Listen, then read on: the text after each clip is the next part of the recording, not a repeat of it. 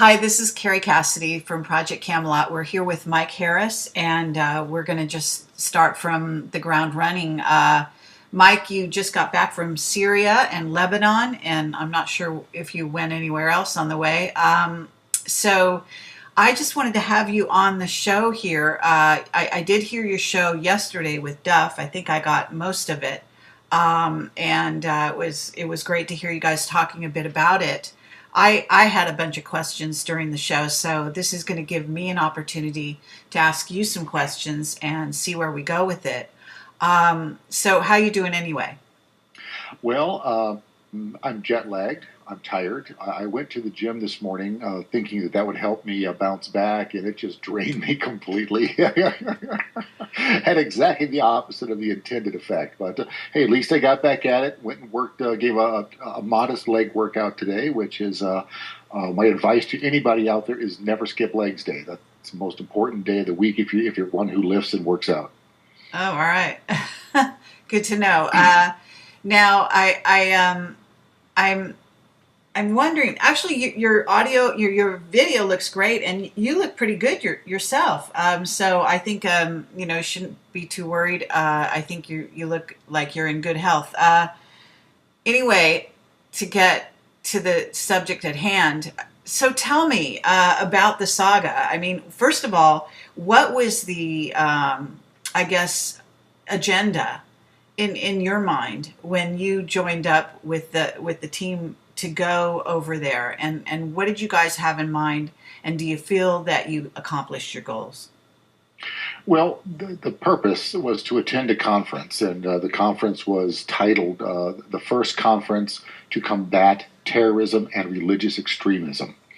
And we've done a lot of research at VT to where we figured out that this phenomena around the planet that we call terrorism isn't so much terrorism as it is naked criminality. And so we went there and we wanted to share the intelligence and the information that we've gathered collectively with people who are active in the field and can take this information back to their home countries and disseminate it for a global effort to really fight organized crime, which is what this is. Okay, all right, fair enough. I'm not sure I would completely agree, but we can go down that road. So so just tell me about the saga, because it sounded like, if I got the gist, you guys went over via Lebanon first and then drove from Lebanon. Is that correct? Yeah, we flew into Beirut, and we drove from Beirut to Damascus. There are no international air carriers that are going into Damascus right now because of the sanctions issue. We could fly in on a Russian carrier via Moscow, but that would have made the trip even longer and more circuitous than it was. The most efficient way to get there was through Beirut, Lebanon. Okay, and you guys, did some of the team get sick in Lebanon? Is that right? Well, they got sick in Damascus. The first one, Colonel Jim Hankey, took ill. He had some gastrointestinal problems, as is common when one travels, and it knocked him down. I mean, this is a big guy. He's 6'4", 260 pounds. He's a fine specimen of a man, but this leveled him. And then about 24, 30 hours after that, Duff went down, and these guys were flat on their back for days. Okay, and I've traveled in the Middle East. Went to Egypt a number of times, and also I actually been to Jordan and Israel as well. Although not Syria, which I think would be fantastic to do. And I think that there are some interesting things going on in terms of the chemtrailing over there. Just to it's not maybe something you thought of, but. We noticed in Egypt that there seemed to be some link up between a different solution that's being sprayed over the skies and therefore getting into the land and the water and ultimately the food, because we got hit with something as well. I think almost everyone in the entire trip, and we had about 15 people with us at that point. all got sick at some point during the trip, and usually sort of one right after the other. So I know this goes on. I know that I just want to make a mention that when I travel, and friends of mine as well, we all use colloidal silver and MMS to get rid of any viruses and stuff.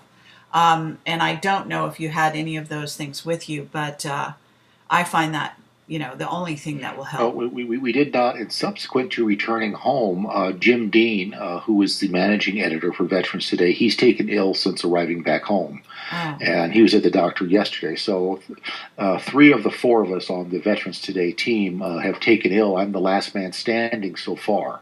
And, Okay. and hopefully I'm going to dodge the bullet here. I don't look forward to what they had. Right. All right. Well, I'm sorry to hear that. So it wasn't, I kind of got the feeling you were in Beirut when that happened. What was the situation in Beirut? Because I did watch some of the short videos you had. Can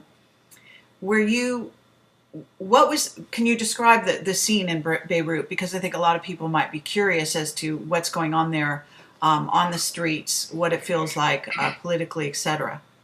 Well, we were in a Hezbollah-controlled section of town.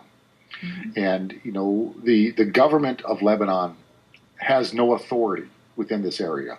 Hezbollah is the de facto government. They have their own checkpoints, they have their own police, they have their own medical service. They have become self-sufficient as a subset, as a faction within Lebanon. It's their control, it's their territory. We were staying at a private residence that we were sort of misled as to what it was and how it was. We were told it was very nice and that it would be very accommodating. We got there and there's no running water. Shower doesn't work. There's one working toilet. There were mattresses on the floor. You could count them. There was like 11 mattresses on the floor. And the whole thing came across what in Arizona we would call a drop house, where you would secure illegal aliens while you wait for transport. And it turned out that is exactly what we had stumbled into. That is exactly what the environment we had been put into. And what's happening is there are some NGOs over there that allegedly represent the interest of the Palestinian people to bring them humanitarian aid and other things. But they're not. What they're doing is they're human trafficking. They're taking young girls out of the Palestinian refugee camps, out of the Syrian refugee camps, and they're anywhere from 13 to 17, 18 years old. If they're attractive, they are selected, recruited, and then sold off as sex slaves around the world to populate brothels everywhere. And there's Americans involved. Excuse me. There's Americans who are involved in this. There's others who were involved in this. We've turned over as much information as we could to the Syrian security services, and we're going to let them handle it because it's closer to their jurisdiction. They are trafficking in their people, their citizens, and we want to see justice brought to these people who would do such heinous acts to people who are so oppressed right now and so down. And the one thing that really stuck with me was seeing the miles and miles and miles of refugee camps, and they're living under these. You've been to Walmart, you've seen those blue plastic tarps. They're living in tents made out of this, and the hygienic conditions are poor. Everything about it is awful. Not enough food, not enough water, not enough facilities of any kind. And these predators are going in and selecting the young, attractive women and turning them into whores. That's really what it is. And they're making money doing this. And that is offensive to me. Okay, I am curious because, first of all, you say you were in Beirut, right, where this was happening? Yes. Okay, and you guys got, I'm assuming, the team that you're working with, what you were referred to stay in this place. So how is the place, obviously they didn't say, you're going to be staying in a place like that. So what did they say to you? I mean, how is it misrepresented? Was that a contact who who simply wanted to deceive you guys on purpose, or Well, was there a let me back miscommunication? up. Let's back up a little bit. Let's go back to the conference. The conference had approximately 300 delegates. About 50% of the people who are at the conference truly have an interest in combating terrorism, in combating religious extremism. About another 25-30% are there for the free meal. They can go to a conference, they can get a free meal, stay in a nice hotel, get a plane ticket, whatever. Just hangers on, parasites. They're not going to contribute anything one way or the other. There's another 20% of the people who are there who are actively trying to torpedo and sabotage what is going on at the conference because, like it or not, there is a class out there that makes money during wartime. They make money off refugees. They make money off human trafficking. They make money off drug trafficking. And these people were here trying to diminish the effect and the intention of the conference. And what was really very important, I want all the listeners to be aware of this, is that what was so critical about having this in Damascus is because the Syrian government and the Syrian people are serious about ending terrorism. They don't want this. It's not a civil war. These are foreign fighters who are coming in the country. They call them jihadis. These are not religious people. I had meetings with probably a dozen very high-level Islamic clerics, including the Grand Mufti of Syria himself, one-on-one, he and I. And what they're doing is similar to what they did during the Inquisition, and that is they're looking at good clerics, good Muslims, and these people are coming in, these jihadis coming out of the Wahhabi school, which is Saudi sponsored, and saying, "You're a heretic. You're a blasphemer. You're not religious enough. Follow our way. That's the only way. If you don't follow us, we're going to kill you." It's very similar to what happened during the Inquisition when you had to prove your devotion, had to prove your commitment. And it's a very insidious technique. It's very much a psychological warfare operation. And it's, meeting with the moderate clerics there who said, "We're not the blasphemers. It's them. These guys are misreading the Quran. This is an absolutely improper reading of all of our religious texts, and they're using it to accomplish political goals." And that's really what's going on. And so that is the whole radical Islam thing is nothing but a smokescreen. It is a veneer that's put over criminality that's going on, because right now there's asset stripping that's going on within the country of Iraq, going on within the country of Syria, where they're stealing oil out of the ground, selling it for $20 a barrel. They're stealing ancient artifacts, selling them through brokers in London. They're human trafficking, they're drug trafficking. All of these things that are going on, people are making a lot of money on. And so there's elements that want this to continue, and we're there to torpedo the efforts to bring peace to the region. Okay, but to get back to my question, and I'd like to expand on what you're talking about here, but I just want to make sure that we get the question answered in terms of your contact, because I'm wondering how you got into a situation in Beirut where you're saying to Hezbollah. I'm not going to name names now. Sure. But that contact is one of the parties who is profiting off of human trafficking and drug trafficking. And, because he was an American, because he had other ties to our group, we thought he was trustworthy, but he has been exposed, and his network is being exposed. And like I said, we turned this over to the Syrian security forces, and they. Well, what about? I appreciate that, but what about Hezbollah? In terms, did you have any interaction with them? Because there is, an aspect which is very concerned with the Palestinian situation, presumably, and they've gotten very involved in that. So, did you have any sort of interaction with them? Well, every member of our group was given a multi-hour interrogation by Hezbollah. They had a team of 3 interrogators came in. They sat each of us down. They took photographs of us. They photographed our passports, and they asked us every question under the sun, and as if it was the FBI or some other advanced law enforcement agency, looking for who we are, why are we here, what are we doing, what is our purpose. They wanted to know everything there was to know about us in order to do even a deeper background check on us and what our true intentions were in the area. Okay, so how long were you in Beirut? We were there for 3 days. Okay, why were you there for so long? Was there business to do in Beirut, or, in other words, did it take that long to secure a car or whatever? There's no business to do there in Beirut, none whatsoever. We had 2 guys who were sick and were incapable of travel. Oh, okay. And so we were pinned down. We had nowhere to go, nowhere to hide, Okay. and really we made an operational security blunder on that one, and we should have been in a hotel and not trusted anyone in that environment. We should have been down at the Four Seasons or the Grand Hyatt or something else, but we allowed ourselves to get put into a compromised situation, and the situation gets worse. Because our last day there, we were scheduled to have a car pick us up at midnight and take us to the airport. The quote maid came in that day to clean.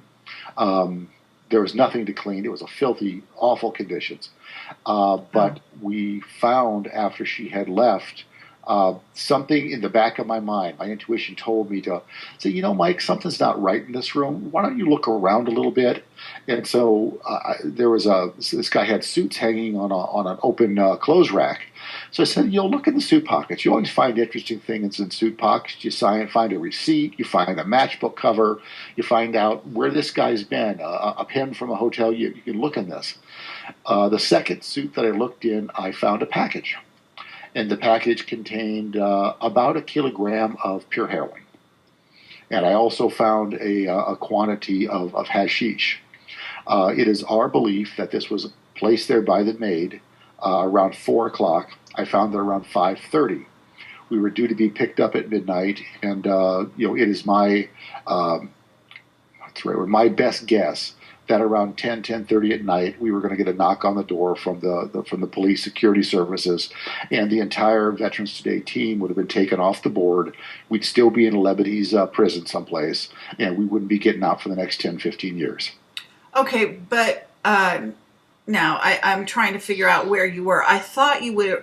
Did you not stay in Damascus? Weren't you in Damascus at the time? Had you driven back to Lebanon? We had left Damascus, and we were back in Lebanon.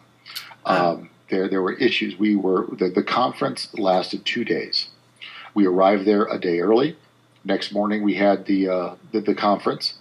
The next day we had the conference. After that, the conference was over. We stayed. The conference ran November 30th, December 1st. We were there the 2nd, and we departed Damascus on the 3rd. So we were. Okay, we were and in Damascus, did you guys stay at? I mean. I hope so, but I don't know if you're going to tell me this. Did you guys actually stay in a decent hotel in Damascus or not? Well, we've stayed at a government-owned hotel called the Dama Rose, and I thought it was a decent hotel, marble floors and nice fittings. But you have to remember that Syria is on a wartime footing right now, and as such, everything is scarce. I've been to breakfast buffets before that are sumptuous feasts. This one was virtually protein-free. There was no meat on it at all. You were lucky to get hard-boiled eggs. They had a lot of vegetables, a lot of breads, that type of stuff. Carbohydrates, easy to provide foods. But meat in the whole country is very, very difficult to find and secure. Okay. But again, and I know we're going down these details, but actually it seems to fill in some of the gaps in terms of the story. When you went back to Lebanon, don't tell me you went back to the same place you had stayed on with the beds on the floor type of thing. No, no, no, no, no. Whenever we got into Lebanon, we were maybe in Lebanon for 4 hours on our entrance into Damascus. We landed at the airport. We had cars pick us up. We went straight to Damascus. We did not. Lebanon was merely a transit point on our way into the country. It was on the way out of the country that we got stuck in that awful situation. Okay. Okay, and that and the beds on the floor scene was when you on the way out. On the way out. Oh, I see. Okay. Yeah, see, Jim, Dean, and I, Duff had, there was some tension going on with the Syrian security forces. There was a little bit of tension. There was a little bit of some issues. There were some misunderstandings that were occurring. A lot of people were telling a lot of lies around this thing. It was really contentious. And so Duff said, Mike, you and Jim Dean, you need to go now. So Jim Dean and I left at about 1, 2 o'clock in the afternoon on I think it was the 3rd, and then Gordon and Jim Hankey showed up about 6, 8 hours later after we were already in Beirut. They made their way after we did. They had to get out of the country. I see. Now, in terms of the tension you're talking about, was this tension around Duff and his, the whole agency thing, or was this something completely unrelated? There were people who were not with the conference, who were representing themselves as if they were speaking with authority for the conference. We encountered a couple of situations. One of them is that someone set up a tour of the terrorism court that Syria has. So we thought this was an official function. A bus pulls up. We're all told we have to go. Let's get on it. The entire American delegation gets on it. It buses us down to the terrorism court. We spend the morning down there. We're toured. We understand their process. We've got introduced their procedures. How they decide who gets tried for terrorism, who doesn't. They've been under some criticism by Amnesty International because their conviction rate is so high. But we understand now why it is, because they've got 3 levels to go through before they're even tried for terrorism. And at any level, they can be let go and sent home. So we understand that it is a much more fair process than what Amnesty International is representing. But when we got back to the hotel for the conference, one of the organizers of the conference, Dr. Barakat, was screaming, "Where have you guys been? And you're missing this conference. We flew you over here. It's important you're here." And we said, "Well, wait a minute. You're the one who sent the bus for us to take us to the to the terrorism court. What's going on?" "I did not send a bus for you. Who sent a bus for you?" So we identified a couple of parties who were there trying to get the American delegation off the board, trying to neutralize us, trying to keep us out of the conference. So we weren't going to have the opportunities to speak and to share the intel that we have with the entire conference. And so once the organizer got a hold of that, then he cleared the deck, and we got to have the podium for the afternoon and got to tell them everything. We gave them a complete intel data dump about everything that we know and about why this is organized crime, that religious extremism is merely used as a mask in order to justify these criminal activities of asset stripping various countries. Okay. Now, I am very interested in this whole kind of scenario that has been painted, in terms of I'll say almost, making peace in some form or fashion with countries like Syria and Iran, a different party line, it seems, that is focusing now on what we know of as ISIS or ISIL, and it goes by a third name as well. Starts with a D, I believe. Daesh.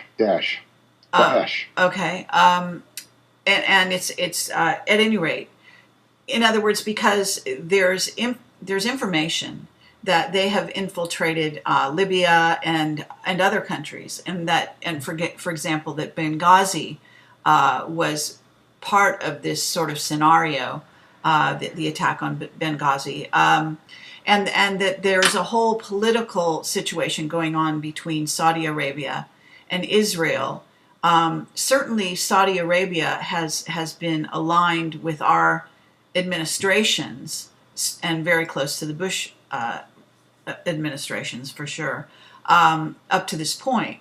So, can you paint that picture as to what's really going on a political, a bit wider spectrum? Because Syria is wrapped into this, yes, but it's wider than that. So, Well, Syria is a victim of this. They're a victim. Iraq is a victim of this. Libya has been a victim of this. Nigeria is a victim of this. Ukraine is a victim of this. This is all a global coordinated act of criminal enterprise here. I don't care if you call it Al Qaeda. I don't call if you call it Daesh. I don't care if you call it Boko Haram. I don't care if you call it ISIS or ISIL. This is all the same criminal enterprise. It is interrelated. They're all funded, coordinated, and directed by the same group. okay, but that group is Saudi Arabia coupled with, from what I understand, the U.S. and CIA. Well, Saudi Arabia, elements within the CIA, Mossad, Turkey, France, and Great Britain are the key participants in this clandestine terrorism outbreak that's going on around the world. Okay. Now, in terms of, it is interesting to look at your group with its backing going over there, not in a non-diplomatic sort of way, and yet at the same time, in other words, well, at least not as part of the government, you know. So you guys were. I mean, I can imagine, you know. Correct me if I'm wrong, I can imagine places like the State Department and other places feeling that you guys might have been trying to hone in on their territory a bit. And just wondering, because we have actually got more than one message going on out there right now, you know, from what is considered to be the United States, I guess. But I appreciate the idea that there was a conference going on. It almost seems like the idea of a conference was almost a setup for something else to be going on, which was more substantial, more even supposedly diplomatic in nature. In other words, within the CIA, there have to be factions fighting with each other pretty much outright, and certain high-level players within the CIA who are trying to throw roadblocks in your way, while other members are trying to facilitate this exercise. So, and that doesn't also bring in some of the other services, which we're talking, you know, NSA for one, and possibly others. So, do you want to talk about any of that? Well, from a foreign perspective, everyone looks at the USA and they think that we are a monolith and that we all march in lockstep. When the reality is that we are fragmented and fractured and have different agendas and different goals and different things. The remarkable success that ISIS had in Iraq, capturing U.S. depoted war materials, trucks, ammunition, guns, all of it.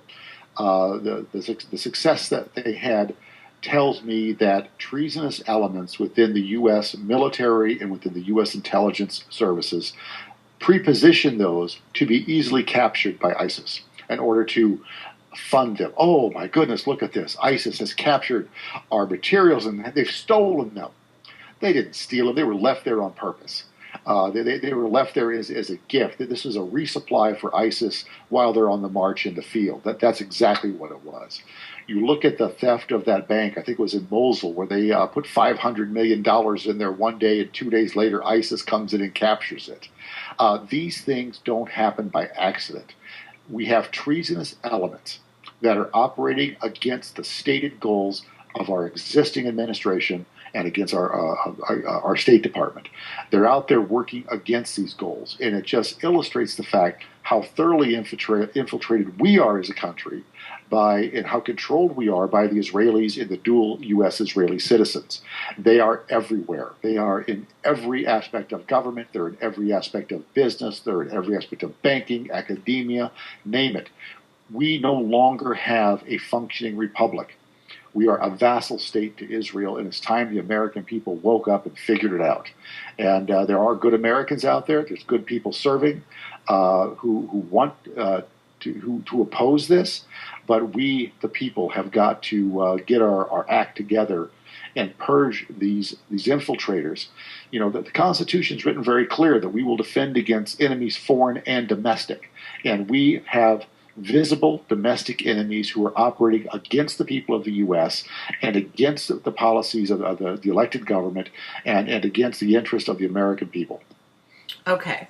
Fair enough, and I'm sure that's true. So at this moment, I want to do a bit of a changing of the gears because you were in a fabulous country for ancient archaeology, as it were, and I'd like to talk about that. And in a funny way, actually, we're going to come back to where we are now because. And the Camelot audience, this is not, CNN. This is an investigation that involves the levels that go beyond the surface of what you guys are involved in, as you can appreciate. And so what we're really talking about is an ancient history that does go back to the Anunnaki, and that the Anunnaki are also very involved in Israel and possibly in the backbone of this sort of this split, if you will, that's going on in the United States and behind the scenes.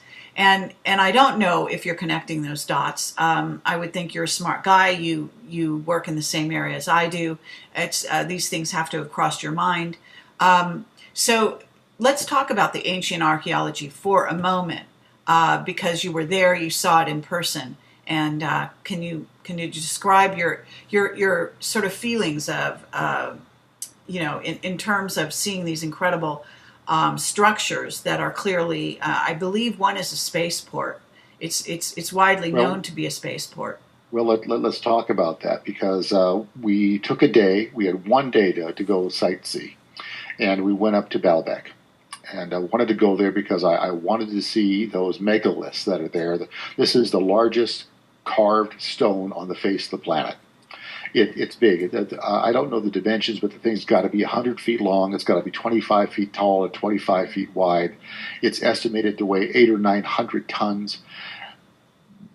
Mankind does not have a piece of equipment that can move that thing. It just doesn't have it.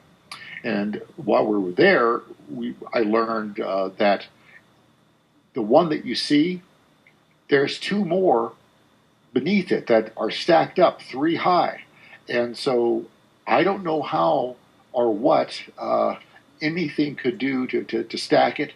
It's called the Old Roman Quarry, but it predates Rome by a long time. The site is estimated to be over 100,000 years old. They've found other artifacts around the area and in northern Syria, where they found 100,000-year-old human skeletons that were buried whenever we were supposed to be living in caves and eating raw meat when we catch rabbits. But these things exist. They're there, and it's fascinating. So we spent some time there. I took 100 photographs of this thing from every angle I could. I was up on it. I was down underneath it. I'm looking up, looking sideways. They're all on Duff's camera. I don't have the camera. I don't own a camera. So Duff's got all these photographs. I'm waiting for him to send them and publish them. But just the size of this megalith alone, Caterpillar makes nothing that can move this. I'm sorry. I used to own a Caterpillar D8 bulldozer. It ain't going to budge this thing. And yet, here they are. You can see it with your own eyes, stacked 3 high. Fascinating. And it's, the dirt has filled in around them so that you only see like one in a portion of it. But they've got the ground penetrating radar profile, and they are 3 deep, three of these 25-foot tall stones before you get to the bottom one. That's which I think is just, something other than our known history and our known technology of this day, everything that we know, something's not true about it, something about the story, about our current mythos, because there's no way humankind has, to this date, developed a tool that could stack those things three high. Absolutely. Well, at this moment, I'm going to try to go over while we're talking Well, here. let me finish up because there's more to Yeah. talk about here. We also went to see the ancient Roman city of Heliopolis, which is in Baalbek. It's about, I don't know, 4 or 5 miles from where the quarry is, and it's stunning. Some of the best preserved Roman temples on the planet. They're absolutely stunning. You feel very small and humble when you're there because they're just, it's the things that you see in Hercules movies. I mean, it's just so cool. And we're there and talking to the tour guide, and he took us around to another section, and he said, "Well, do you see this portion here?" I said, "Yeah." He goes, "This is what we've excavated. This is from the Temple of Baal that the Romans built their temple on top of, and they've got this whole other temple structure that is beneath where the Romans built their temple structure." Well, that was extremely fascinating. The Baal spelling of Baal, which is alleged, it's been referred to biblically as an evil entity of this or that, the other. I don't know the reality behind it. All I know is the limited knowledge that has trickled down to our generation here about it.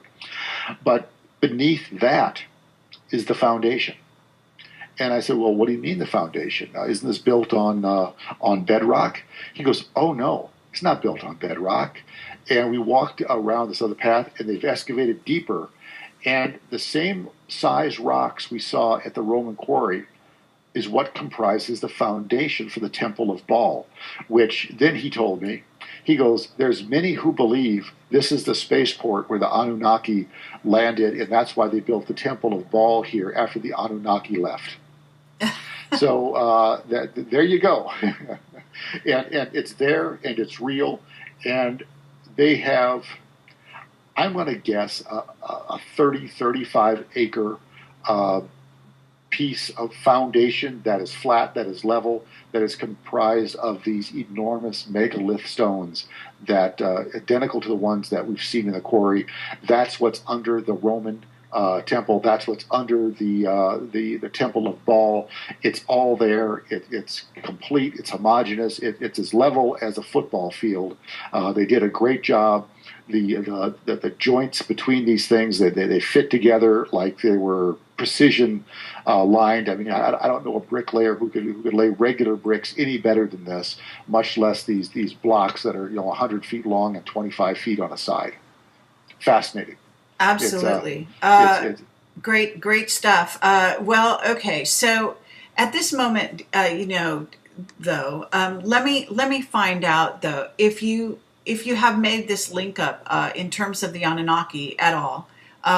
In other words, I don't know how much investigations you've done along those lines. I've done quite a bit.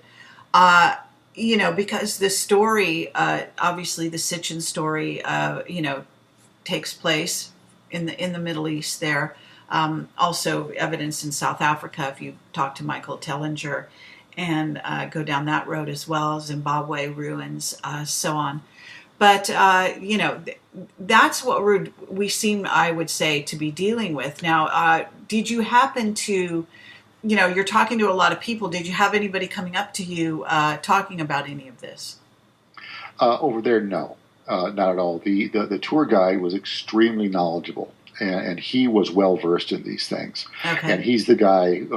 And we didn't find him. We found him at the Roman quarry. And he said, "All right, $30, I'll give you the tour." And he gave us the tour. And he's the one who said that, yeah, this is.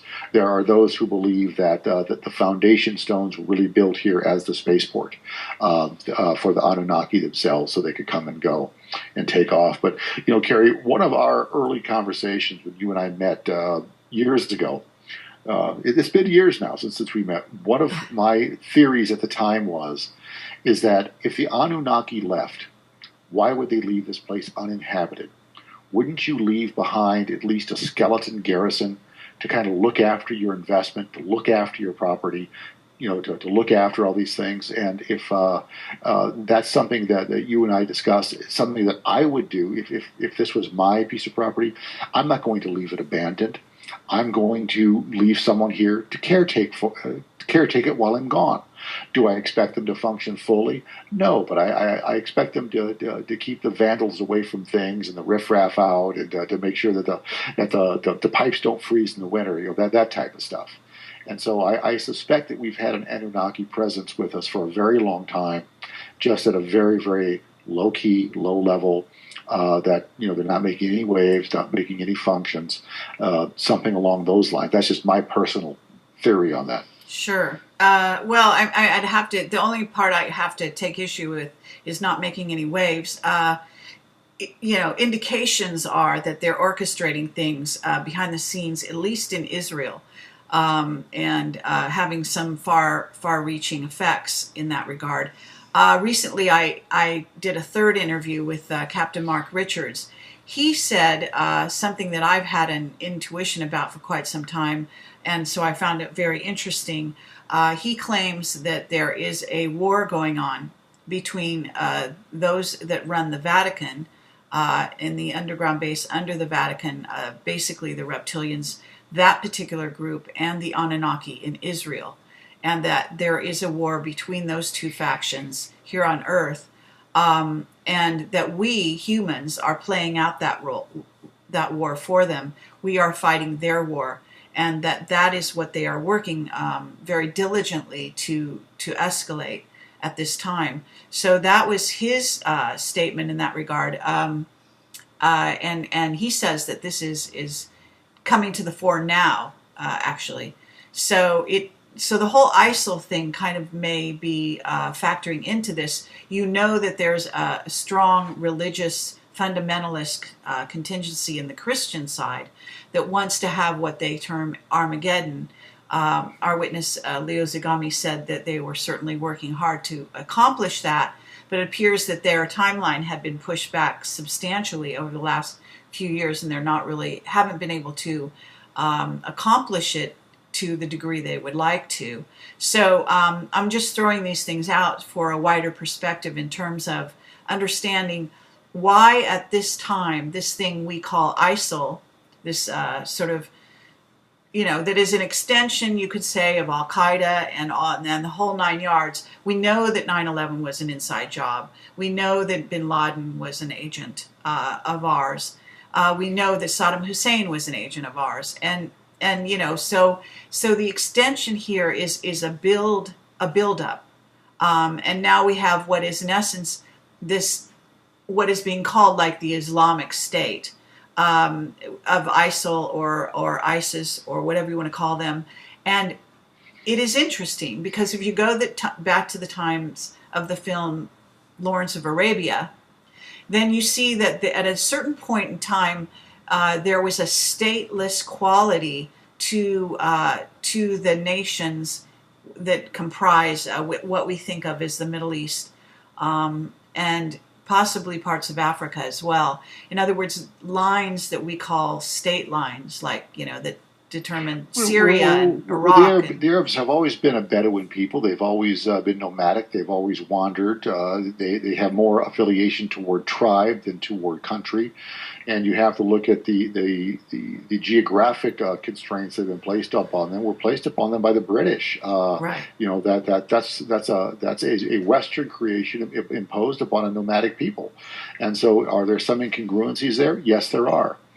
But going back to Syria, I met with 4 tribal chiefs, what we would call sheikhs or prince or whatever. And the one thing that I came away with there is everyone in Syria, everyone, from 15-year-old kids to 90-year-old men, they said, please don't let your country do to us what they did to Iraq. We don't want war. How do we get along with you? Just let us know what you want. We'll work with you any way we can. Sure. And so that it's really heartbreaking because you see the sincerity in their face, and you see how terrorized, how fearful, how much anxiety is there for these people that are afraid that they're going to be destroyed. The way the U.S. destroyed Iraq with a a poorly thought out foreign policy based on lies of weapons of mass destruction and other nonsense. Yeah. And it's just a tragedy. Absolutely. Now, is there anything else that came to the fore? I mean, obviously, it seems to me with the contingent that you were part of, it seems like a no-brainer that if not whistleblowers, then let's say clandestine operators of all types would have been motivated to approach you guys with various agendas. Well, we were approached by a variety of intel agencies, if you will. Of the 300 delegates there, I'm going to guess that at least 10-12% of them were intelligence operatives. That's there. And one of the things, Duff gave a briefing over there that I was privileged to some very select military leaders from Syria about how the U.S. has treaties with 17 known alien species, alien races. That a number of them are very human-like in their appearance, in how they look, how they act. Others are very different from us. He identified 3 as being overtly hostile, that look at mankind as nothing more than an appetizer, and they want to eat us. It's very, very hostile intentions towards us. And he gave a very in-depth briefing, and it's very classified material. But that's about as much as I can say. But it's there. So let's just ask how the Syrian the people or that were there reacted to that information. There were 2 high-level guys, both military, and they took it in. Very stone-faced, didn't show any emotion, nodded yes a lot, and they didn't ask very many questions at all. They just took it in. I will guarantee you that within a half an hour there was a full report on everything Duff said on President Bashar al-Assad's desk within minutes afterwards, because this was that kind of briefing. Okay, well. Just out of curiosity, because I imagine that these people, I don't know if those particular people, but certainly they pay attention to Veterans Today. So they read the paper, They see the articles that are being published by Preston James and others on a regular basis, certainly disclosing some of this information on the, in the paper. And then, of course, they may listen to your radio show and others. So one would assume that even on that level, not to mention their own sort of interaction, I'm not sure, I mean, there's a sort of corollary to this as to how close they are to some of the other people in, say, Iran, because we know that certain countries are having interaction with groups of ETs that may not be friendly towards the U.S., for example. And that's another playing field that one could discuss. So, what I'm saying here is that some of this news can't have been new to them. Do you think, without being able to disclose exactly the nature of the things that Duff was saying, was he adding to some of the things that are publicly known on Veterans Today, for example? This was information that was new to me. And this is as you know, I keep very up to date on the things Veterans Today, as being one of the editors. I keep very up to date, but this was what I will call a state level briefing on the ET issue from the U.S. domestic state to the Syrian state. This was very serious. This was what I will call a high level briefing. All right. What is the relation between Iran and Syria at this time? Do you know? There are issues that they can cooperate on, but Syria wants to retain its sovereignty and can retain its freedom of movement, association, etc. And Iran wants to expand their sphere of influence into Syria. They have a great many things that they need to cooperate on, and one of them is dealing with the USA and dealing with Israel. That's something that they must cooperate on.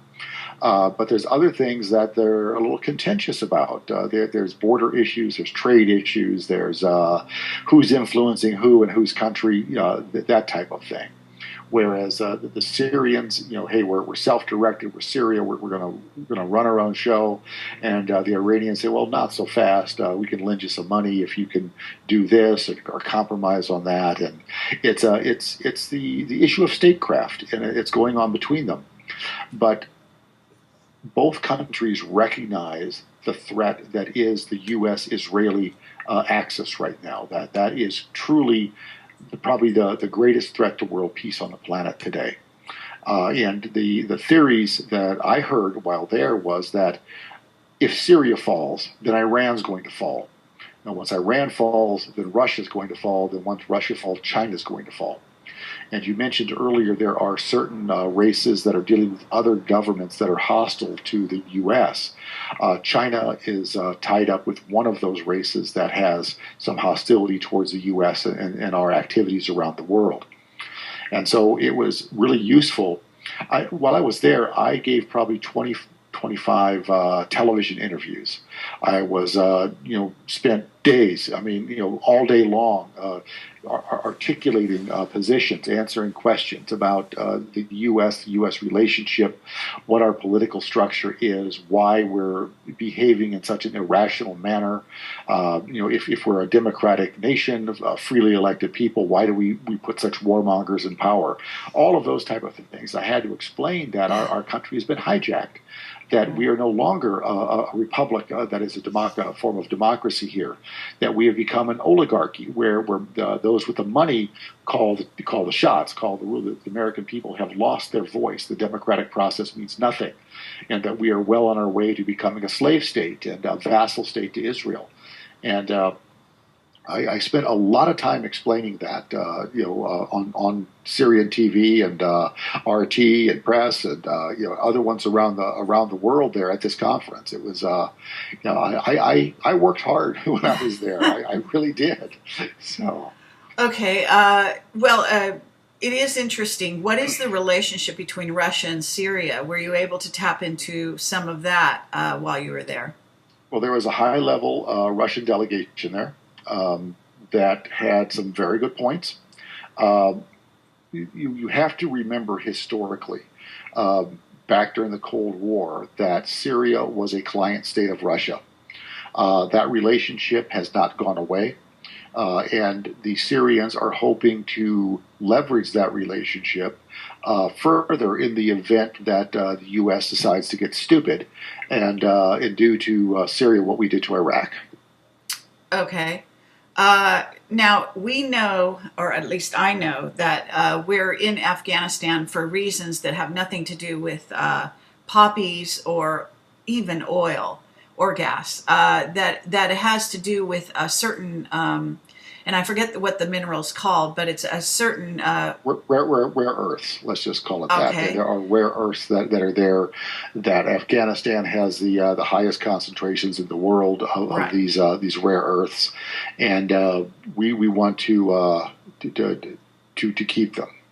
Exactly. Well, and now along those lines, did you get any indication that there's anything like that going on in Syria?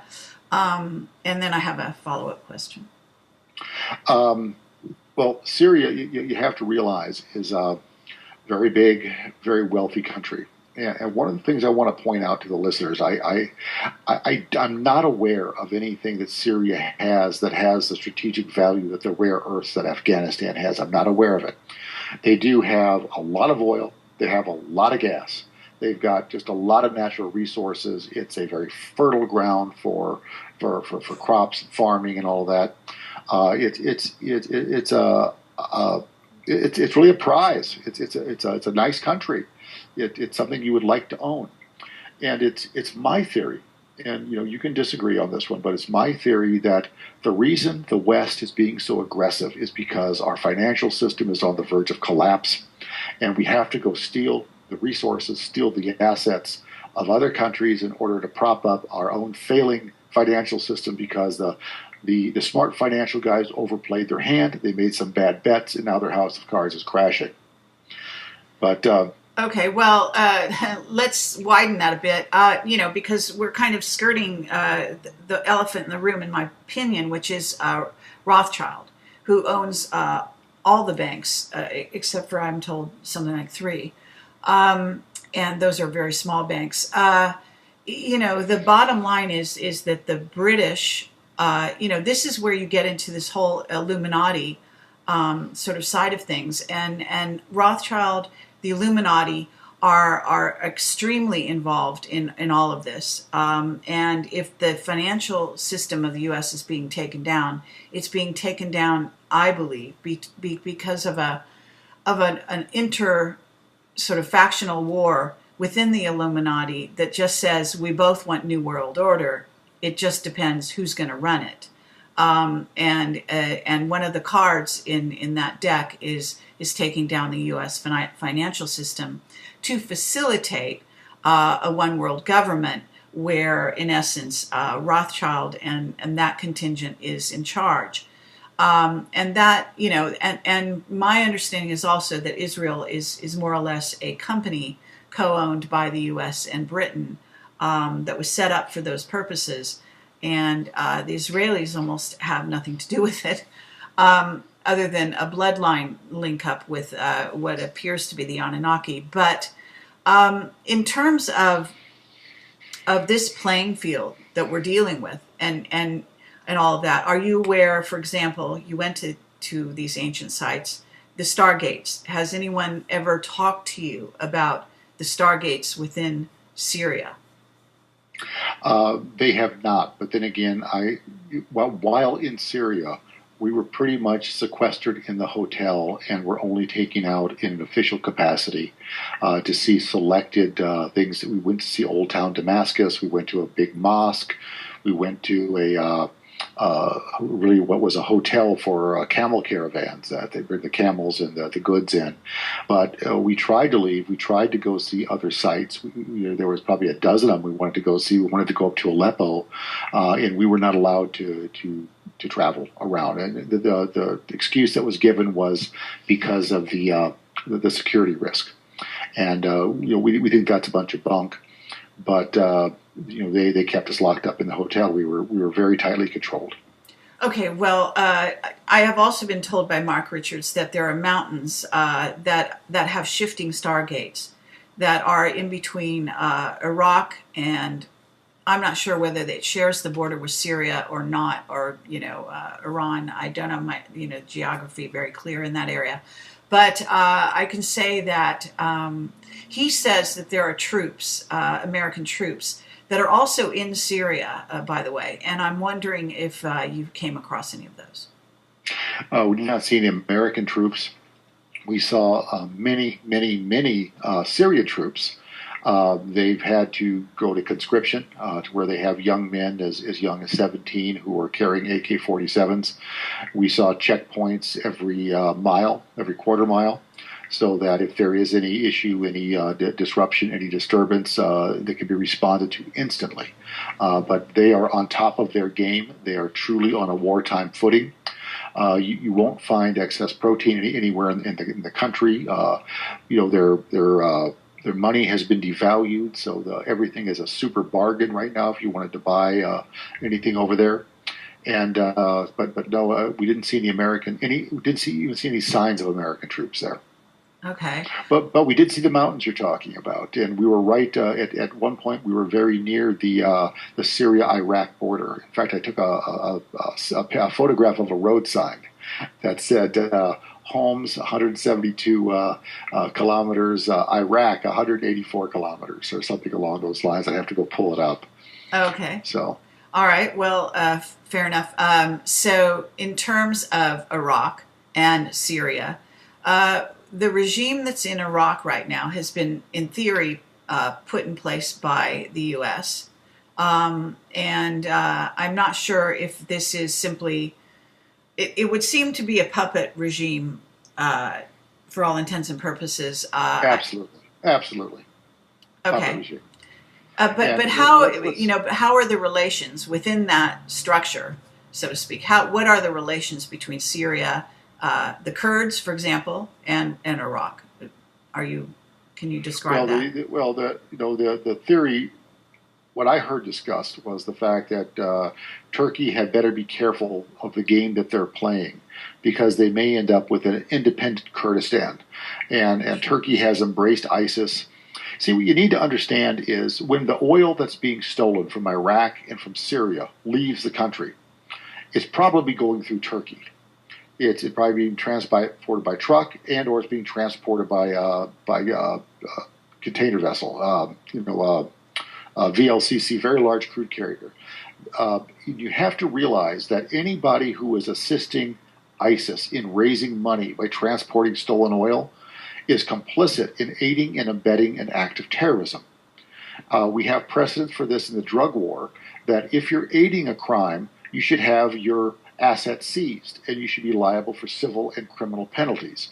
So anyone who does this, let's say it's Zim Shipping, which is a Rothschild asset, if these are their container ships that are transporting Iraqi stolen oil or Syrian stolen oil, those ships should be seized by the Syrian government or by the Iraqi government and liquidated. The proceeds should go back to the country from which the oil was stolen.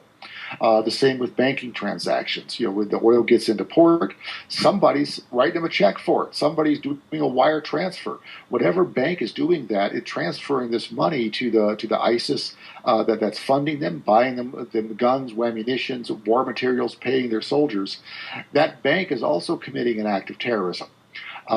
This is organized crime. This is how infiltrated organized crime has become into global commerce everywhere you turn, because it wouldn't be possible for ISIS to continue if they weren't getting material support from what appears to be legitimate and legal institutions like banks and shipping companies. Right. Even small things like the artifact dealer in London who's selling a stolen artifact from Syria, selling it in London. He should be prosecuted for a war crime because he's funding ISIS. The money that he gets for selling that artifact is supporting a terrorist, and he should have to pay the penalty for as if he's committing an act of terrorism himself. I had this discussion with the Minister of Justice of Syria himself, tried to outline for him a legal strategy how to proceed to bring these parties that enable the financing of terrorism, to provide the material support, to bring them to justice. Because if you cut off the money, the terrorism is going to stop in 30 days or less. Right. Okay, well, let's talk about Turkey then, because we're talking about a state without a state. In other words, ISIS, as it's been described. So they must have bases of operation which are infiltrating into these areas, these countries. And you're specifically saying Turkey. Now, I know from some discussions with someone who I'm not going to name at this moment, but was an agent in the Middle East for a number of years, who did make some allusions to Turkey and some problems there. So, what is the philosophy of the regime behind Turkey at this time? Because this is an interesting trajectory. Where Turkey is actually going sort of off the reservation, if you will, or at least on some level choosing to support what is in essence the Islamic State, when in fact the nature of the composition of the people and their backgrounds and so on would seem to be opposite that. Well, I'm glad you asked that question because that's the elephant in the room. And it appears that Turkey is trying to reconstitute the old Ottoman Empire. And that is why Turkey is clandestinely supporting ISIL, because Turkey wishes to regain its former splendor and glory and all of those things that go with it, and put themselves on the world stage as one of the premier superpowers. And that's what Turkey's going for on this. And having talked with some very, very, very smart people there, they believe that this is going to bite Turkey right in the butt, and it's going to hurt them. That they may end up losing their Kurdish population, and that the Kurds may finally gain their own country of Kurdistan, split out of northern Iraq and out of Turkey, in order to create their own homeland. That's the downside for them. But right now, Turkey is going for the gusto and trying to reconstitute the Ottoman Empire. It's that simple. Okay. what are the relationship? What is the relationship? Do you know? Were you able to discuss this between Syria and Turkey? It is contentious and mistrustful. Uh, the Syrians do not trust the Turks. They see what's going on. They have no desire to become part of Turkey's future plans. They Okay. want to maintain themselves as a sovereign nation. They like being Syrian. And one of my messages to the Syrian people was, no matter how bad things get, stay strong, stay united. As a united people, you cannot be defeated, and you'll keep that message in heart. And my advice to President Bashir al-Assad was for him to be aggressively cautious. Be very careful who you trust, but do not be timid. And that's about as much as I could say, to that effect for him. But I admire the man. I think he's done a brilliant job. You have to remember, he's an ophthalmologist. That's what he studied in school. He never planned on being president of his country. The Israelis murdered his brother. His father died under mysterious circumstances, which I also suspect Israeli involvement in. And he's not been a pushover. They thought they were going to put him in line, that he's going to fall in a year or two. But he's done some really good statescraft and has done a good job keeping his country above water and consolidating his power, consolidating his position, and he's doing the best he can for the people of Syria. Okay, well, within that, and I assume that you guys did not have a chance to meet him, but what I wonder is, did you talk to the Syrians about the nature of the freedoms that they have in their country? Are they happy with with those They adore freedoms? this guy. Okay. They love Assad. It's a very free country. It's I didn't feel any restrictions at all. The only restriction I felt was being sequestered in the hotel, so that we couldn't go see stuff because of security reasons. But people speak their mind. They don't have the fear that we have in the USA of saying something that's going to get you in trouble later. They don't have that. It's very free. I enjoyed the country. I enjoyed the people. Okay, and what about the quality of surveillance going on in that society? Is it as wired as the rest of Oh, the heavens world? no. Heavens no. Right, No, not even close. right. Not even close. Okay, I mean, we're so examined here and stuff. It's we live under the microscope. They're living relatively unobserved. I mean, it's kind of funny. It's that we the land of the free have become the land of the surveilled. right. Absolutely. Okay. Well, I'm going to try to see if there's any questions, and I'm going to ask the people that are listening here live to put any questions you have in caps, and I will go through and see if I can find some questions from the audience, and then I'll let you go. I know you're tired, and Okay, this has been can a I take hard a time. 30-second break and I'll be right back? No problem. Okay, I'll be So right while back. I'll be 30, checking the questions while you do that. okay, very good. Be right back.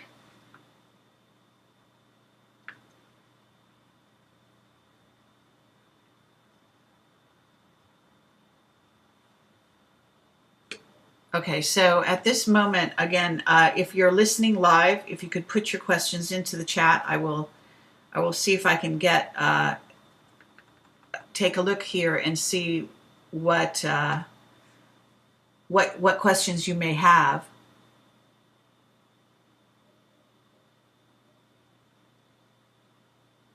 Okay, I see one question here in caps.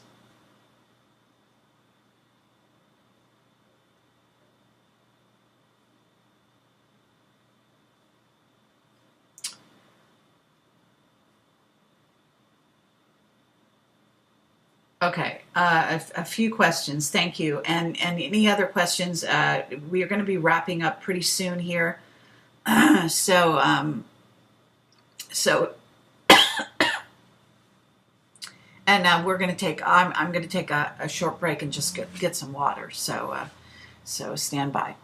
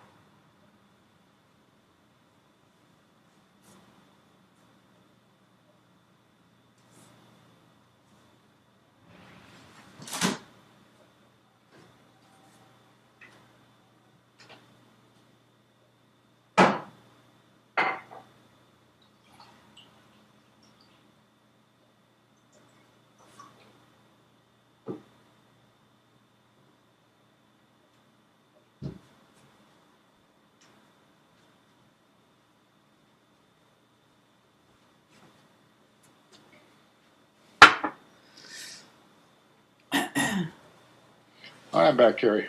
Okay, great. And we do have some questions here. So, like I said, we're gonna take the questions, go through them as quickly as you'd like, and then there's just three, or four here, and then we'll close this down. And I want to thank you, Mike, because this has been great information, and I'm sure that that people are finding this valuable. It will go on to YouTube, obviously, and be viewable after we close this down, as live stream always is. So just be aware of that. And hold on one second here. Okay, so we're back with Mike, and one of the questions that is in the chat is the length of the skeletons that you saw. I didn't see any skeletons. Okay. You did mention the skeletons that have been found in the area of Baalbek, I believe. No, I said the foundations that had been found. Okay, I thought there was some mention of skeletons myself. No, Perhaps no, I'm sorry, but but no, I did not see any skeletal remains of any sort. All right. Did you? Sorry. Did you hear about them? Did not. Okay. I was just fascinated with the size of these big blocks. I mean, holy mackerel! I mean, until I got up on this the one that you see and all the time in the pictures. I climbed on this thing, and I mean to tell you what, this thing is ginormous, and it's. How did they stack that thing 3 high? Then how did they move them from where those were at to over where the Roman temples and Heliopolis were, and to make that foundation? I have no idea how we just don't have the technology or the equipment to do that today. So absolutely. Okay. Another question is, what countries attended the conference? Oh, there was from 37 different countries. The Russians were there, the Poles were there, the French were there, the Brits were there, the U.S. delegation was there. Iran, Iraq, just all kinds of. What about China? I didn't see any Chinese. Okay. Doesn't mean they weren't Korea? there. I didn't see them. Korea? Didn't see any Asians. What about Didn't see India? any Asians. I did see Indians. Yes, Indians were there. Pakistanis were there. Okay. But I did not see any Asians to speak of at all. Okay. Now, this seems like a no-brainer, but what about Saudis? There were some who looked like Saudis, but I didn't associate with them or didn't interact with them in any way. This is primarily on the breaks, but you saw them in the whole Saudi style garb, if you will, the headdress, the robes, etc. Right. But I did have the chance. I did have lunch one-on-one with the Grand Mufti of Syria. And that's the equivalent of the Pope or the Dalai Lama or somebody. And he told me in no uncertain terms that this whole issue with extreme Islam is an attempt to discredit and destroy all of Islam. And that it's again, I will repeat this: this whole religious aspect of this terrorism is merely a smokescreen to hide the criminal activities of asset stripping these countries and stealing their resources. Okay. As far as, let me see,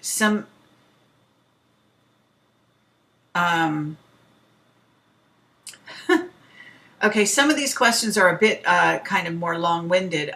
What response did you get when you told the conference about the U.S. oligarchy, is the question.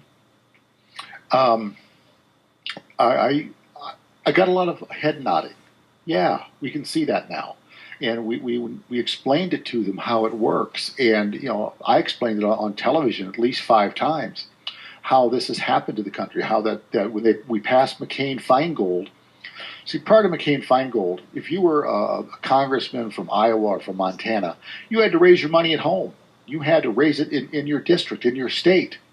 And after McCain-Feingold, you could go to New York City and raise money. And so you have people who are funding your campaign who you don't represent. And that was step one. And then I explained that through Citizens United, As if McCain-Feingold wasn't enough, that Citizens United allows corporations to put unlimited amount of money into campaigns. And so in the USA, where 96% of the time the candidate with the most money wins, that ensured that guys like Sheldon Adelson, who in this last election cycle spent $1 billion to ensure that the Republicans had a majority in the Senate and in the House. It shows that the oligarchs win. The oligarchs control the political output. Even though we go through the sham of an election and we have crooked voting machines and we do all this other nonsense, as long as wealthy individuals can buy elections and buy elected officials, the American people are screwed. And we've got to stop it. Okay. What about the attendance of, for example, the Jordanians? Any? Did you have any interaction with them? There were representatives, like I said, from 37 different countries. This was a significant event to go through and name each and every country that was there. I'll have to wait until I get the attendee list back. I don't have it yet. They promised to send it to me, and all their contact information, so we can all correspond accordingly and coordinate these efforts to continue these conferences. One of the uptake things is that the American delegation was asked to assist in organizing the next conference, and so that's going to be a good thing. With any luck, we're going to be able to winnow out some of the people who were trying to torpedo the conference and winnow out some of the people who were there for the free lunch. Okay, just out of curiosity, is this an invitation-only conference, or can anyone go? It's invitation only. Okay, and it's being sponsored by the Syrian government? It was being sponsored by the Syrian Ministry of Justice. Okay. In terms of the security at the event, how is that handled? Do you know? There was security everywhere. It was invisible. You didn't see it. It was a very quiet event. We did notice an explosion Tuesday morning, 8:36 a.m. There was an explosion of significant size that rocked all the windows in the hotels. I mean, the china rattled. But we don't know where it was, what happened. It was just something that happened one time. That was it. But other than that, it was very safe, very secure. There was no other issues. And the Syrians are wonderful people. They're gracious hosts, very, very kind. And they all thanked me. Every Syrian who I encountered thanked me personally. Thank you for coming to help us. Thank you. Please do anything you can do to help us. It really is heart-wrenching, and it really makes you realize how frightened these people are for their futures, for their country. Yes. I talked to one young woman there whose family was from Aleppo, and they were wealthy. They had factories, the pharmaceutical space, and the factories were shelled. They're destroyed. And then ISIS came in and threw them out of their house and took possession of it. And now they are they're homeless and poor and living day to day. In other words, ISIS is operational in Syria, but it's not sponsored by the government. Is that the understanding? The Syrian government is openly opposed to ISIS. ISIS is the enemy of the people. Okay, but if these people were thrown out of their house, what did the Syrian government do about it? Nothing yet. They're trying to take it back. There's a constant ebb and flow there. ISIS is a presence in Syria, and there's areas you can't go to because ISIS's presence is there. Okay. Okay, and one last question for me, and then I'll get back to these questions. And sorry for this, but what about journalists? Was the press invited to this event? Absolutely. Like I said, I must have given 20, 25 interviews there, television, radio, newspapers, newspapers from around the world, television from around the world was there covering this thing. So there were journalists from around the world. But you probably didn't hear a word of it on the U.S. news. Nothing on CNN or Fox, huh? Yeah. But surprise. Okay, but you had Russia Today there. Is that correct? Yeah, RT was there, and some others that of note. Press. What about Press TV Al Jazeera? I don't recall. There were so many of them there. Like I said, it's just a lot of different press outlets, journalists were there. All right. Okay, now I'm getting a lot of questions. What do you feel the outcome of the conference will be in terms of policy? Well, if we're lucky, we're going to be able to establish a framework that will encourage the USA to reevaluate their strategy on the sanctions. If we're lucky, we'll be able to get the State Department to take a look at it and say, maybe there's a better path, maybe there's a better way. And so that's what we're hoping for as the next breakthrough, is to get the Department of State to look at it and say, maybe the sanctions aren't the right approach because the Well, people are suffering. okay, along those lines, was there anyone from the Department of State at this event? If they were in an unofficial capacity and did not make themselves known.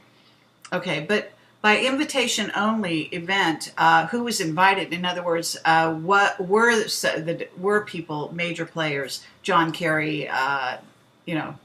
Well, Rand Paul was invited. There was another congressman who was invited that they declined to show up. But they have reached out to people. The reason Veterans Today got invited is because Jim Dean went back in September as an election observer. And so that's how the VT team got invited, because they looked at Jim and thought he was an okay guy and we can do business with him, we can talk with him. And that's how we got invited. That's where my invitation came from. Okay. Uh, Not sure. Okay.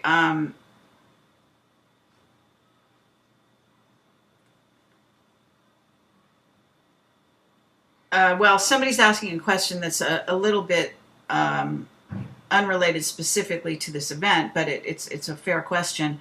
How Okay, many in Congress? one more question that I probably have to go. You No know what I mean. problem. Yeah, Okay. I mean it's great that people are interested and are asking questions, as you can Okay. appreciate. So what's the question? How many in Congress are CIA assets? Of course, you can't know this, but you want to give an estimate? In our Congress, how many are CIA assets? I think the better Yes. question. Well, first of all, I have no idea how many are CIA assets. I would estimate quite a few. But a better question would be, how many are Israeli assets? How many are Mossad assets? I think that is a much, much better question, because it's pretty obvious to me, and it should be to anyone with a room temperature IQ or above, that Israel's calling the shots in this country. We've become a vassal state of Israel. We're their butt boy. We do their dirty work for them. We go out and fight wars to accomplish their goals. It's time for America to take its sovereignty back. Okay. All right. Well, thank you so much, Mike. This has been great, and I appreciate your coming on the show here to share your experience in this amazing journey that you guys took. I hope we can get more information as time goes on, possibly coming out of what transpired there, and certainly would be very interested in, at least even on a personal level, getting an invitation as a journalist to go over there in the future. So if you can put a word into the organizers to that effect, I would appreciate it.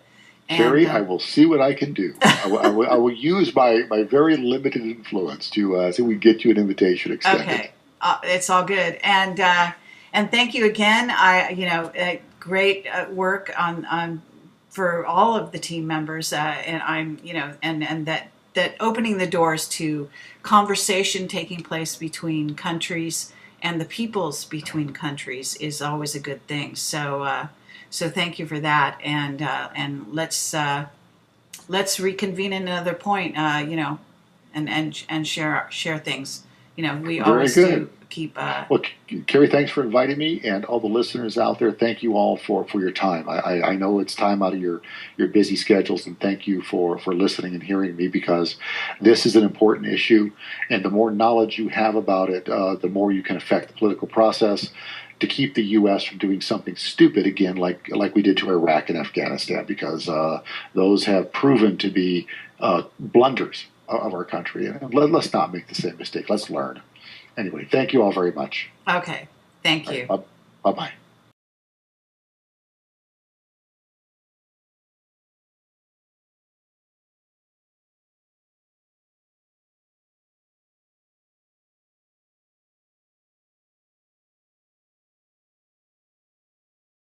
I'm wondering. Actually, your audio, your video looks great, and you look pretty good yourself.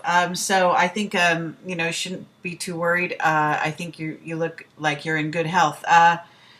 Anyway, to get to the subject at hand, so tell me about the saga. I mean, first of all, what was the I guess agenda in your mind when you joined up with the team to go over there, and what did you guys have in mind, and do you feel that you accomplished your goals?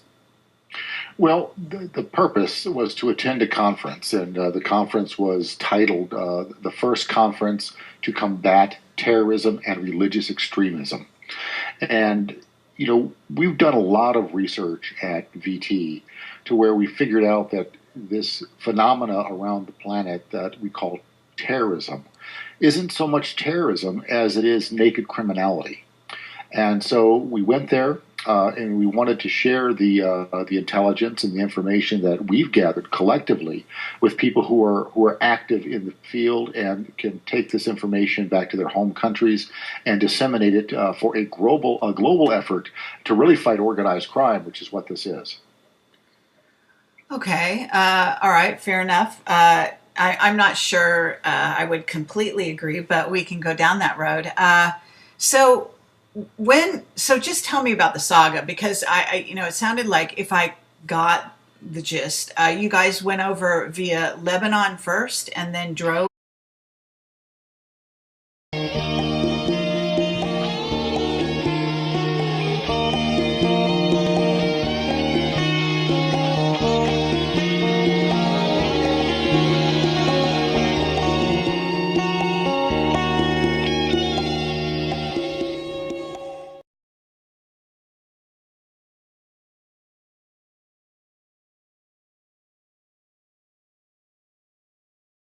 Hi, this is Carrie Cassidy from Project Camelot. We're here with Mike Harris, and we're going to just start from the ground running.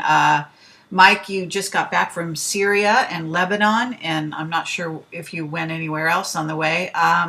So I just wanted to have you on the show here. I did hear your show yesterday with Duff. I think I got most of it, and it was great to hear you guys talking a bit about it. I had a bunch of questions during the show, so this is going to give me an opportunity to ask you some questions and see where we go with it. So how you doing anyway? Well, I'm jet lagged. I'm tired. I went to the gym this morning thinking that would help me bounce back, and it just drained me completely. Had exactly the opposite of the intended effect. But hey, at least I got back at it. Went and worked, gave a modest leg workout today, which is my advice to anybody out there is never skip legs day. That's the most important day of the week if you're one who lifts and works out. Oh, all right. Good to know. Now, I'm a different solution that's being sprayed over the skies, and therefore getting into the land and the water and ultimately the food, because we got hit with something as well. I think almost everyone in the entire trip, and we had about 15 people with us at that point, all got sick at some point during the trip, and usually sort of one right after the other.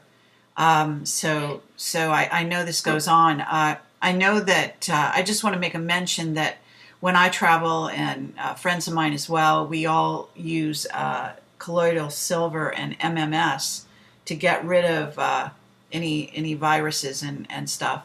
And I don't know if you had any of those things with you, but I find that the only thing that will help. We did not. And subsequent to returning home, Jim Dean, who was the managing editor for Veterans Today, he's taken ill since arriving back home.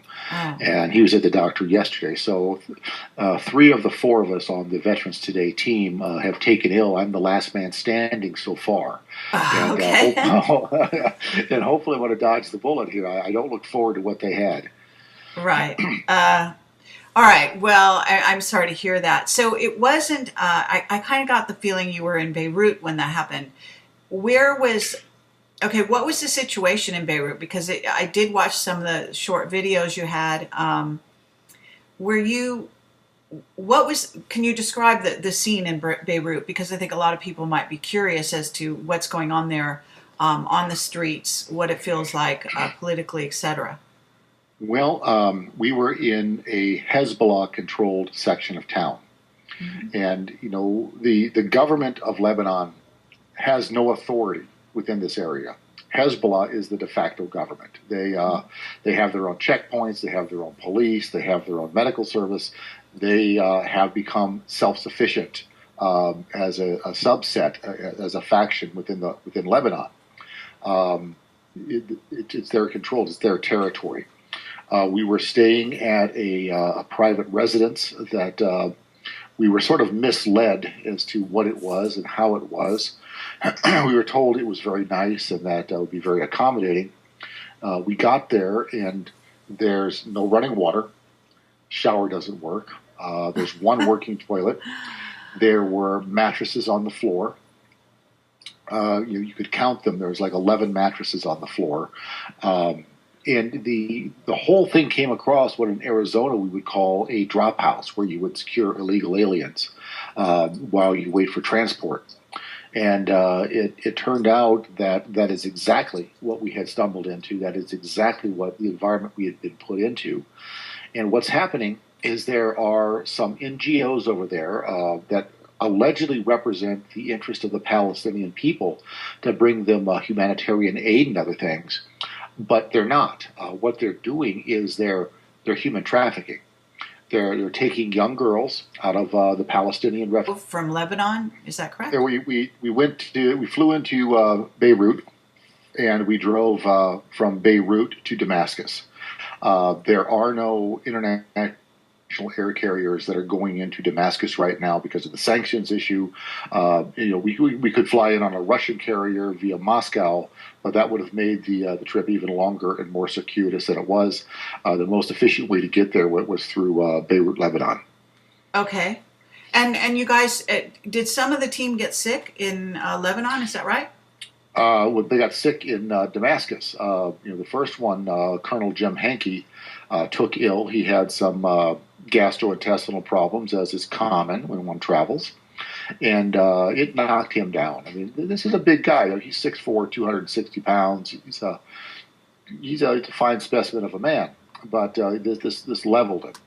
And then about 24, 30 hours after that, Duff went down, and these guys were flat on their back for days.